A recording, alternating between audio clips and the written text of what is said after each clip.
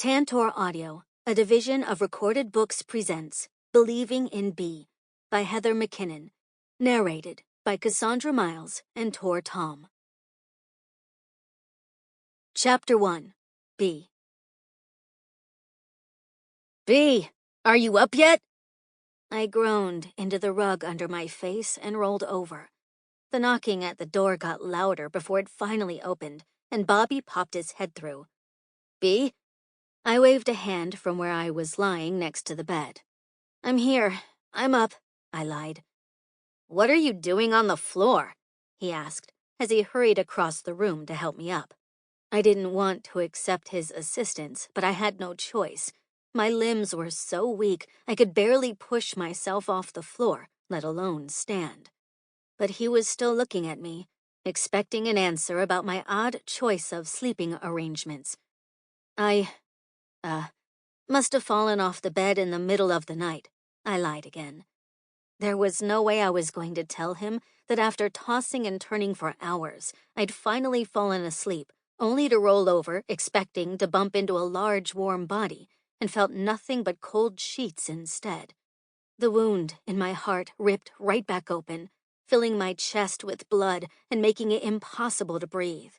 When I'd finally fought back the flow of tears, I'd thrown my pillow and a blanket on the floor and slid off the bed myself.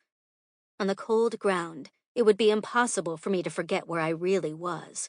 On the cold ground, I wouldn't accidentally forget he was gone for good now, and I was more alone than I'd ever been. Bobby started talking again as he helped me onto the bed, but I mostly tuned him out. I'd been in Charlotte for 2 weeks, and the man had hardly shut up once. But when one of his steady stream of words finally penetrated the haze around my brain, I interrupted him. What about the pack? Bobby winced and turned away. I'm afraid the situation isn't much better. I swallowed hard as I watched him cross the room. They still aren't happy I'm alpha? Not only was I more alone than I'd ever been, but I was unwelcome. The Charlotte pack had not been happy to get a new alpha. I'm not sure if it was because I'm a woman or because I'm an outsider, but the welcome from the staff had been frosty, and the enforcers had looked at me with nothing but disdain since I got here. Bobby assured me they'd warm up, but I wasn't so sure. And frankly, I didn't really care. I was just a figurehead until AB got his ass down here and selected a new leader. This had already gone on long enough. I wasn't an alpha, I was a beta. This wasn't my pack, Asheville was. So, I didn't care that no one wanted me here, because I'd rather be anywhere else in the world. It's not that they're not happy, Bobby said, interrupting my thoughts. It's just that change is difficult for everyone. I'm sure they'll come around, he said, as he set a tray of food on my lap. What's this? I asked, as my stomach cramped at his gesture. Bobby took a seat on the end of my bed and motioned toward the food. I know you never eat breakfast, so I thought I'd bring some up to you. I looked down at the tray of food. Thanks, I muttered. Truth was, I was almost never hungry. I ate enough to keep me going, and that was it. Some days, I didn't even do that. I picked up the black coffee and took a sip. It was cold and bitter, but I didn't care enough to add cream or sugar. The meetings went well this morning, and I had a cancellation this afternoon, so it'll be a short day for me, Bobby rambled while I picked at the dry toast on the plate. What happened with the morning meetings? Bobby stopped talking and turned wide brown eyes my way. Huh? My cheeks warming with a blush was a foreign sensation to me now. Usually I just felt cold, but it was embarrassing that asking about pack business was so out of the norm for me. I needed to do better. I cleared my throat. The morning meetings. What were they about? Oh, yeah, they were just normal stuff. You know, this one is having trouble with their neighbor. That one needs something fixed in their house. Nothing important. I nodded. Okay, I'll take over the appointments for this afternoon. His eyes widened further. Why? He asked slowly. My cheeks heated again, and I looked back down at my plate. I'd honestly been doing a shit job since I'd been here. I spent my days tired as hell, but mostly unable to sleep, so I'd shut myself in this bedroom. I'd let Bobby take over my duties because I honestly hadn't cared, and he'd offered. But enough was enough.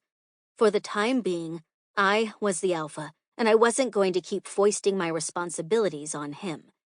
I nodded and met his gaze, more sure of myself than I'd been in a long time. It's time I stop relying on you to do my job. Bobby smiled wide, and I looked away again.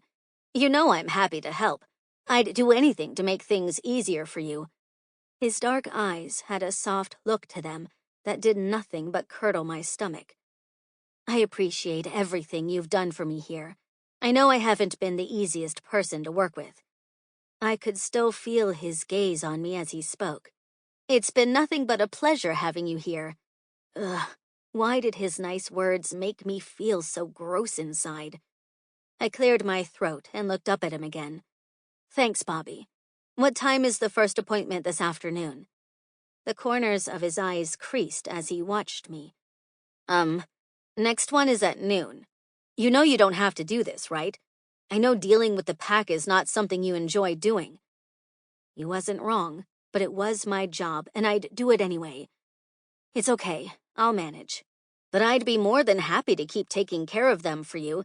It's really no problem at all. And since the pack already knows and trusts me, it's easier on everyone involved. I opened my mouth to argue back, but my breath caught in my lungs as I thought about what he said. Maybe I was inserting myself somewhere no one wanted me. Maybe the pack was perfectly happy dealing with Bobby instead of the strange alpha none of them wanted. Maybe I should just keep hiding in this room until I was finally allowed to go home. But failing at this, and then tucking my tail and running home, didn't feel right either. I wasn't a quitter, and I wasn't afraid of a challenge. This pack didn't have to like me, but while I was in charge here, I'd do what I could for them. No, I shook my head. It's time I started pulling my weight around here. I'll handle the afternoon meetings. Bobby looked like he wanted to argue some more, but finally pressed his lips together and looked away. Okay, if you're sure, he said with a shrug.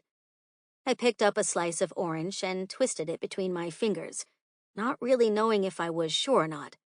Thanks for bringing me breakfast, but I think I'll take a shower first, I said, hoping he'd take the hint and leave. Bobby nodded. Of course, I'm happy to. He glanced at me out of the corner of his eye. I know you haven't been eating much. My face heated again as I realized my self-destructive behavior had been more noticeable than I'd thought. Or maybe it was just because Bobby always seemed to be around. I appreciate it, I muttered. Bobby stood and stretched, his Henley riding up his toned stomach. I looked away before he could catch the unimpressed look on my face. Hey, I've been thinking, you should get out of the estate for a little while, get some fresh air. I frowned his way. Why would I want to do that? He chuckled. I'm serious. I bet you could use a stiff drink and some stale bar peanuts. I'm buying. I narrowed my eyes.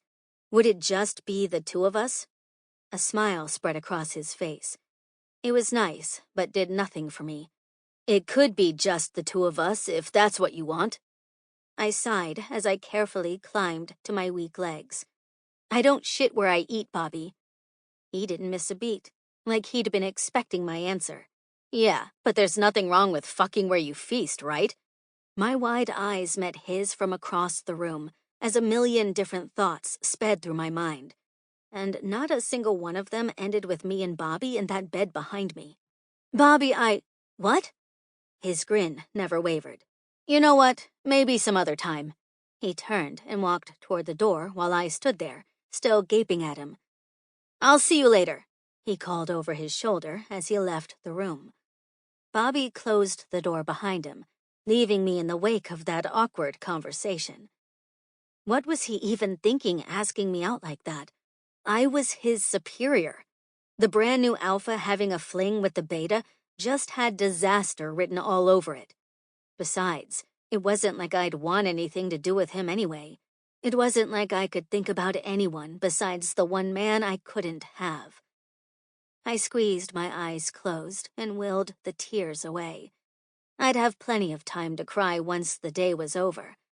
For now, I needed to straighten my spine and get through the next couple of hours. Then I'd be free to fall apart.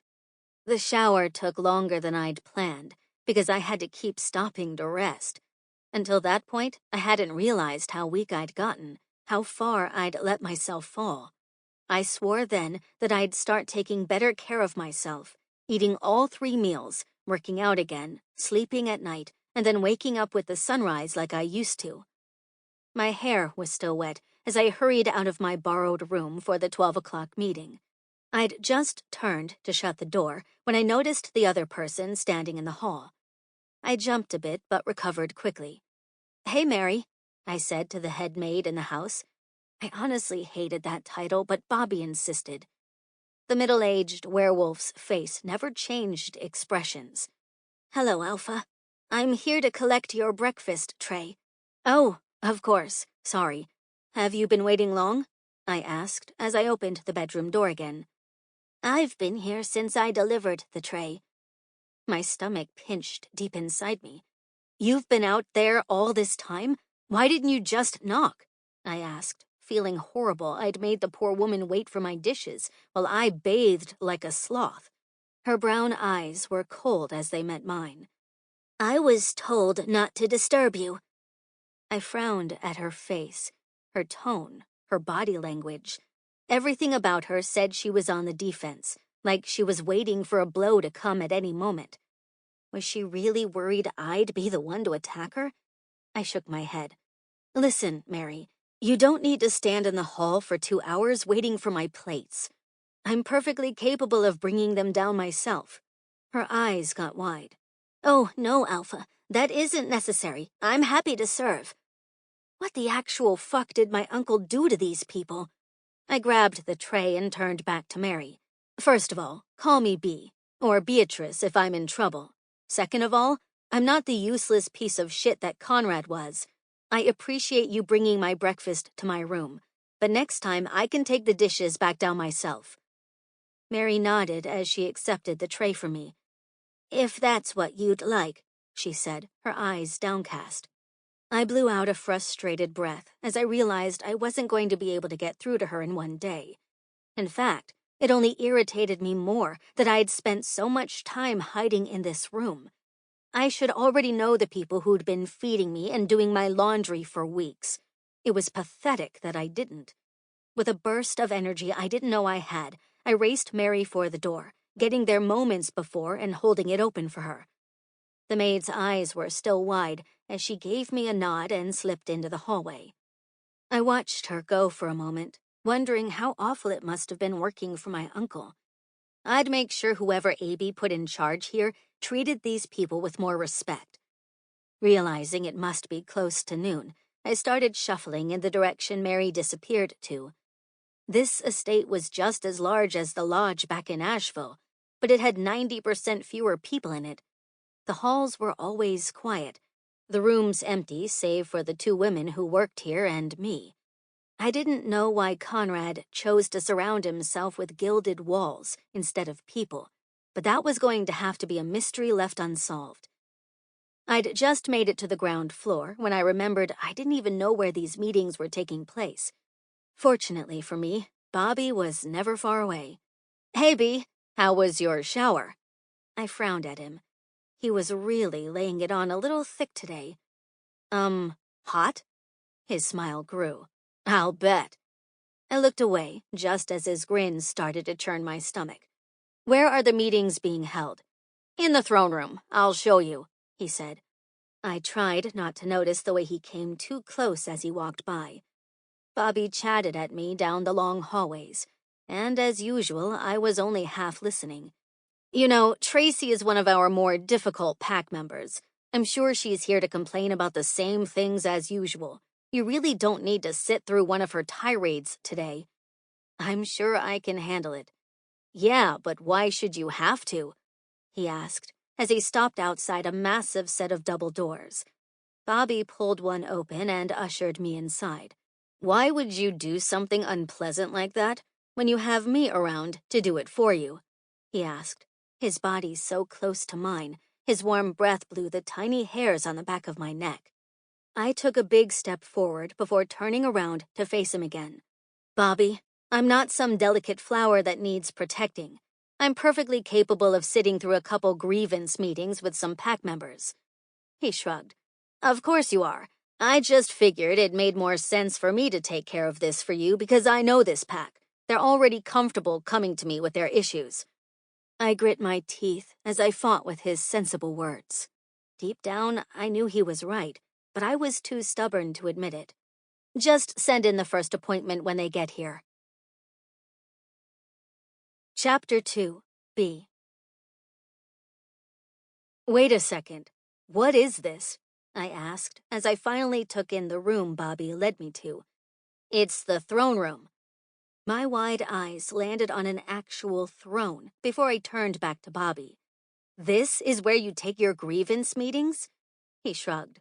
That's what Conrad always did. I shook my head as I eyed the ridiculous throne at the head of the room. This place was even more fucked up than I thought. I waved a dismissive hand in Bobby's direction. Okay, whatever. Just send Tracy in when she gets here. He sighed, but didn't say anything before his footsteps faded away. When I was sure he was gone, I let my shoulders slump like they'd been wanting to and let out a deep breath. Truthfully, I was exhausted. It was taking everything in me to just stand upright at this point. I was in no shape to conduct any kind of pack business, but I had to. I couldn't keep hiding in that dark bedroom upstairs. A couple sets of footsteps sounded in the hall outside, and I did my best to pull myself together before they got here. When the knock came on the ornate oak doors, I stood awkwardly in the middle of the room as I called for them to enter. Bobby swung the door open and poked his head inside. I've got your noon appointment here, he said unnecessarily. I barely held back an eye roll. Send her in. A middle-aged woman with dirty blonde hair stepped carefully around Bobby as she entered the room. Alpha, she said, her eyes on the ground. I sighed. Please, call me B. Tracy's eyes darted to Bobby before they swung my way. The beta werewolf stood there, stoic, as the tension in the room grew. Of course, Tracy mumbled, her gaze still downcast. I looked up at him. Thanks, Bobby. He nodded, but continued to stand there. It looked like I'd need to be clearer with him, because subtle hints didn't seem to be working. Bobby, I'm all set. You can go now. His dark gaze swung my way for a moment before he finally nodded. Of course. I'll be nearby if you need me. Actually, I called, and waited as he turned back around. Could you let the enforcers know there's a mandatory meeting tonight? Bobby's eyes widened. For what? The old fire that used to always live inside me flared bright for a moment. For the mandatory things I need to tell them, I said, slower this time so he wouldn't have trouble hearing. Bobby's face was still as stone as he stared at me. Finally, he nodded. I'll take care of it. I turned my back on Bobby as I heard him leave the room.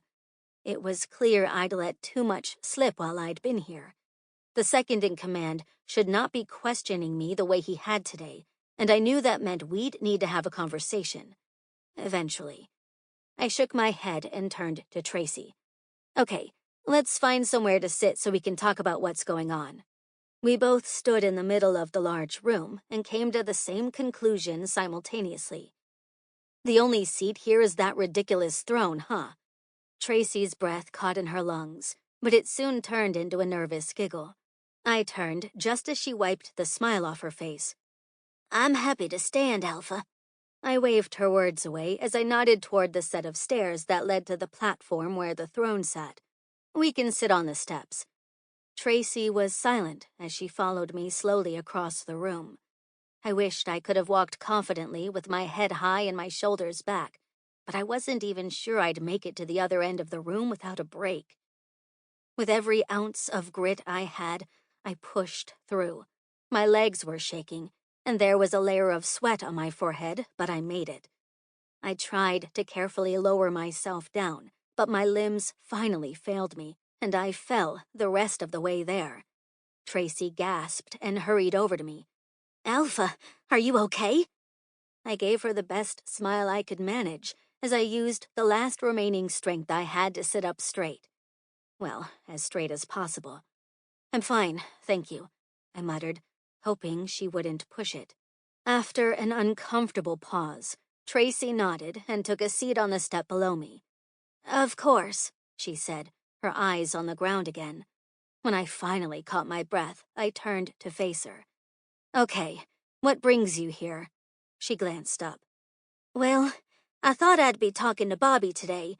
He's the one I've been dealing with for the past few months."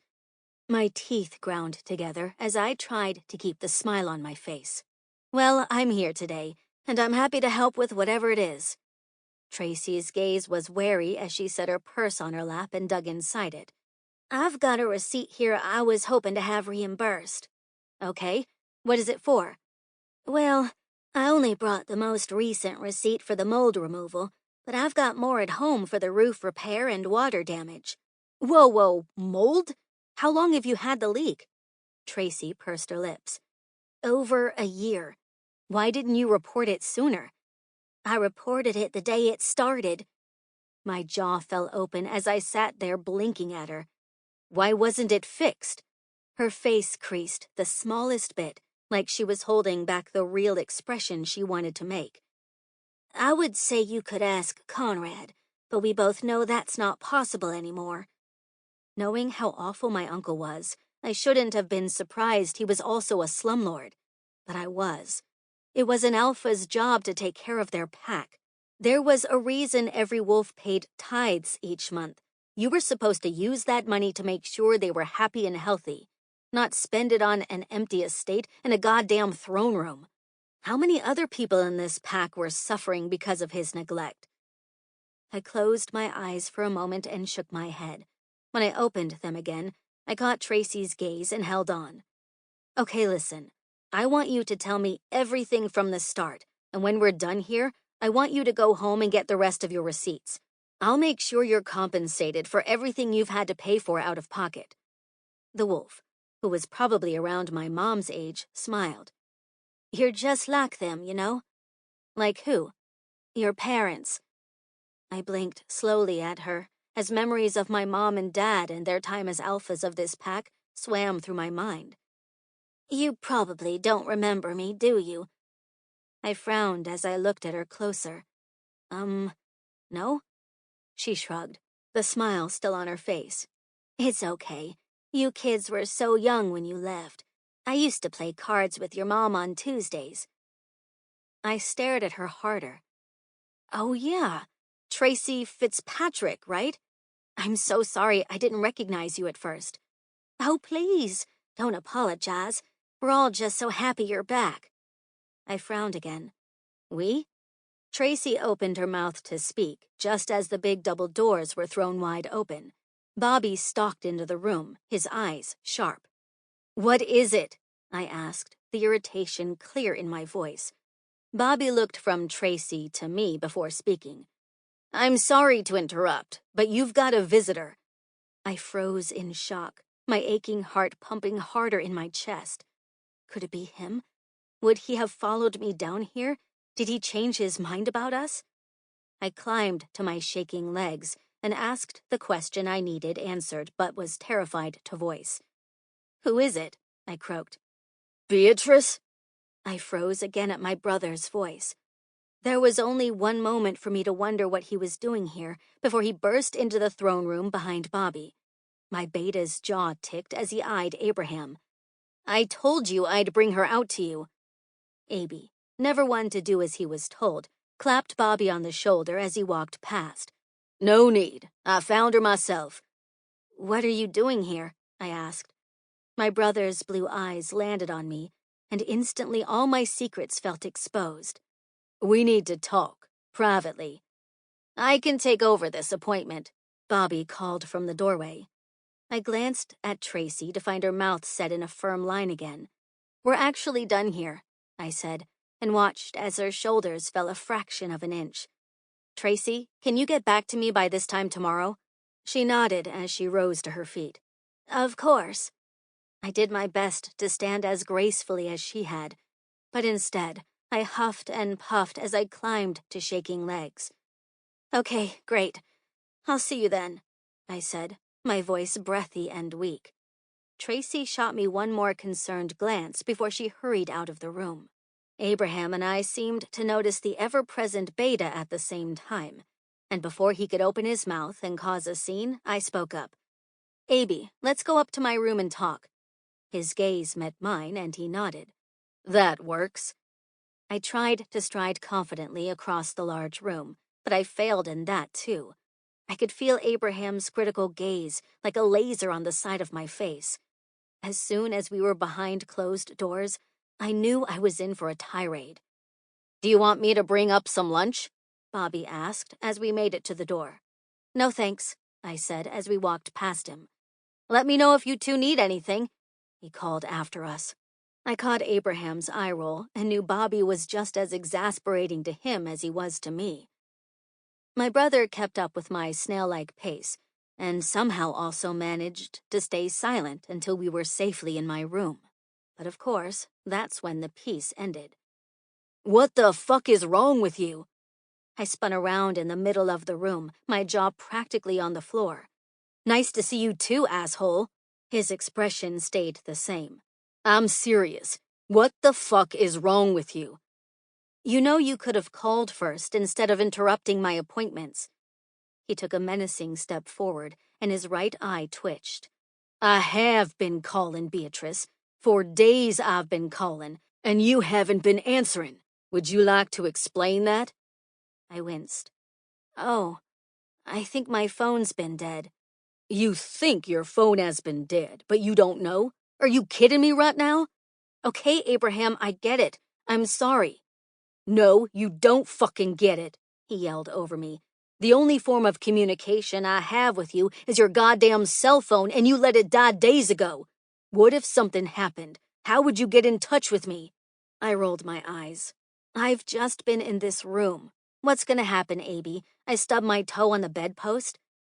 His eyes narrowed as his face got redder. Why have you been sequestered in this room? What the fuck is wrong with you? Nothing, I exploded. I'm just tired and I haven't been eating well lately, but I'm fine. You're fine? He seethed. Fine? He yelled this time. You can barely fucking walk. Why the hell did you send Matthias away when you were like this? Because he wanted to be here even less than I do. His hands clenched into fists as he stared me down. Any son of a bitch in this pack could challenge you, and you'd be too weak to even defend yourself. And your motherfucking phone has been dead, so you wouldn't even be able to call me after you got your ass kicked, or worse. Abraham paused for a moment, his teeth grinding. You know they don't have to stop, right? You know a werewolf challenging an alpha is well within their right to kill their opponent. Is that what you want, B? You want to fucking die here because you're not taking care of yourself? No, I screamed, the tears already running down my face. I don't want to die. I'm just so fucking tired. Abraham shook his head, his expression still stern. B, he warned. I buried my face in my hands as a sob tore from my throat. I can't do this anymore. I don't want to be here, I cried. When I lifted my head and met his eyes, they were the softest they'd been since he got here. Can't I just come home? My brother sighed and crossed the room to pull me into his arms. I went willingly, breathing his familiar scent into my lungs and letting myself fall apart, knowing for the first time in a long time there was someone there to hold my pieces together. His hand cupped the back of my head, and he pushed my face harder into his chest. What's going on, B? Is this just because you haven't been eating? I don't know, I wailed. I can't sleep. I can't eat. I can hardly get out of bed. It just keeps getting worse. Abraham's muscles tensed beneath my face. B, he whispered before he cleared his throat. Is this because of Will? It was my turn to tense. Are you two faded? Sample complete. Ready to continue?